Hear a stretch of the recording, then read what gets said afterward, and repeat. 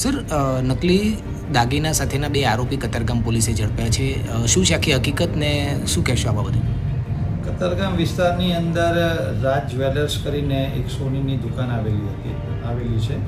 આ દુકાનના માલિક પાસે 2 યુવકો એક સોનાની ચેન વેચવા માટે આવ્યા છે અને જે ચેન હતી એની પર 916નો હોલમાર્ક મારેલો હતો અને જે રીતે ભાવ વેચનારોએ એક્સેપ્ટ કર્યો એ પરથી દુકાનના માલિકને થોડું શંકાસ્પદ જણાઈ આવેલું હતું.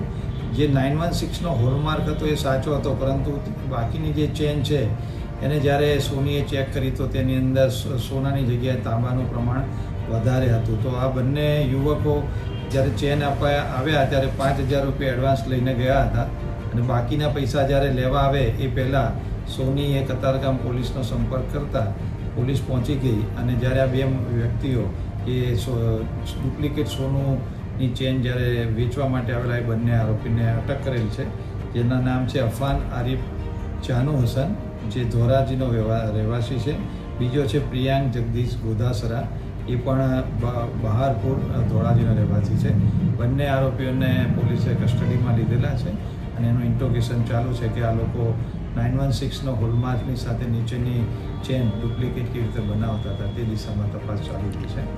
સુરત શહેર પોલીસ વતી પ્રજાને એક વિનંતી છે કે જ્યારે કોઈ પણ આ રીતે માણસ વેચવા આવે ત્યારે તેનું પ્રોપર ચેકિંગ થાય અને પછી જ એનું પરચેસિંગ કરે, જેથી આ રીતે ડુપ્લિકેટ સોનાની ચેન કોઈ એમને પધરાવીને એમને આર્થિક નુકસાન ના કરે.